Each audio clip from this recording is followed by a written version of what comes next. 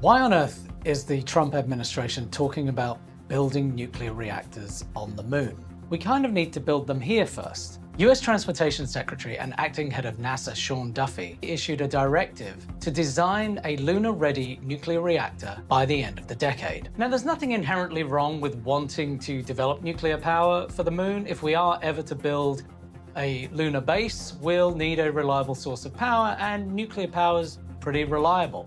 The problem is the cost. Even just shipping that amount of material to the moon would cost an enormous amount. By my back-of-the-envelope math, on a per kilowatt basis, about 6,000 times the cost of building one here on Earth. That's just to get it there. Now, conceivably, maybe SpaceX will cut that cost dramatically over time, but that rather assumes that we're happy putting that amount of fissile material on a rocket that has been known to spontaneously disassemble itself more than once. But what all this highlights is the sheer problem of building nuclear reactors here in the US. The nuclear power industry is undergoing one of its periodic renaissances. There have been all sorts of executive orders issued by Trump, as well as lots of letters of intent signed by data center operators to develop new nuclear power stations here in the US, particularly small modular reactors. The problem is,